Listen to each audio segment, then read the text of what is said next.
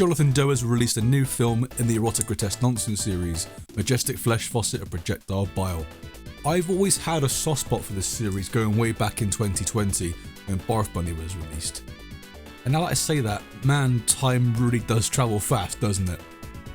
It was definitely a very weird, low-budget short film, but it had this sort of unique charm to it, being clearly inspired by a combination of different things like the infamous Terrible Meal and also the Guinea Pig series from Japan. The series continued to push the envelope and go in different directions, but it still retained the core idea and theme of fetish horror and art. EGN4, on the other hand, dials that idea way up, being more of a performance art piece that's open to interpretation rather than having a loose narrative like in the other entries. And let me tell you, this is something that's pretty damn good.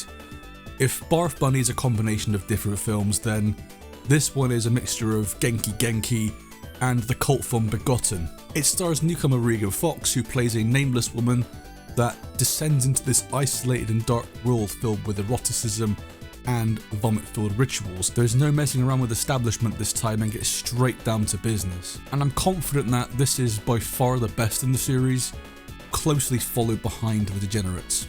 It's a personal favourite of mine. Now, I will be going through some minor spoilers here, so click off and come back once you've watched it if you don't want anything ruined for you. So what do I love about this then? Well, technically it's shot very well and has a very nice vibrant colour palette that juxtaposes beautifully against the claustrophobic abandoned locations. And as the title suggests, this involves vomit, and lots of it. It's definitely not for the squeamish type, and I have to admit, I'll hold my hands up, I did struggle to watch a few bits of this because of the grossness factor. You are one pathetic loser. What got me was a sequence in which various dead sea critters get played with erotically, and the moment where squid guts splatter all over Regan's face, that really set my stomach off. I've got to give props to Regan here, as she's clearly a trooper, because I would have heaved from the smell of that room alone, let alone put those things in my gob. Mr. Squidward, there's no time for busting nuts today. We've got orders to fill. But we don't just have grossness on screen here, we've also got really cool practical special effects created by Johnathan Doe and supervised by Jesse Seitz. And a good dose of, come closer, a bit closer, blasphemy. Biblical texts and the skull of Jesus, you know, the son of the man upstairs, they also get defiled. Ooh, crikey. Right on the noggin. Oh. Hey, pack it in, alright?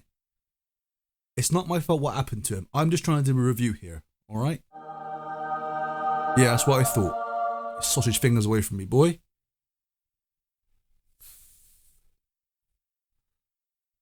He cucks poor Joseph and then gets angry at me with the mess he created.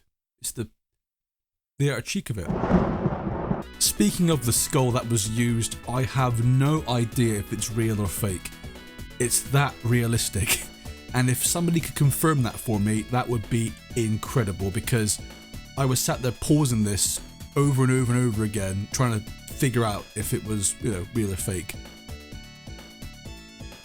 Yeah.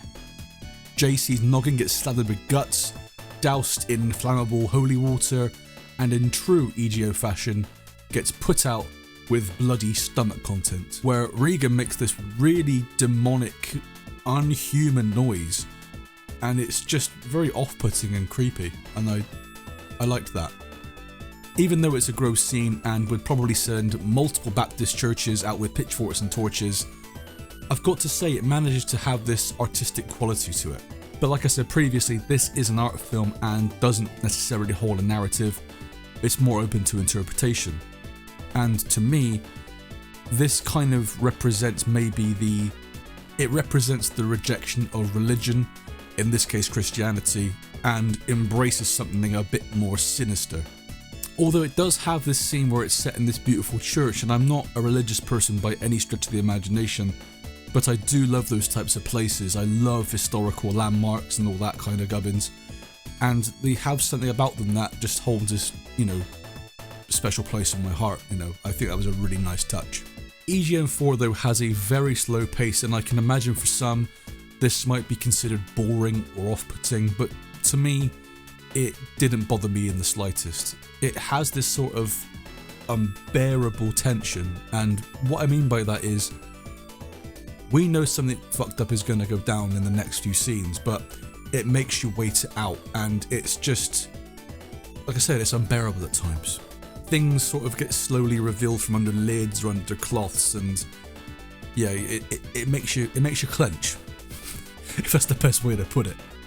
If you know the EGN series well, then you'll definitely get a kick out of this entry, and John and Regan here clearly put a lot of effort and time into this, and it was clearly a labour of love and filth. However, this is a film that is very niche still and may not appeal to everyone, but if you are feeling brave and want to experience something completely different, then definitely give this one a go. It's artistic, vile, in your face, and does it without giving a single solitary fuck. And that is exactly what I want from my extreme cinema.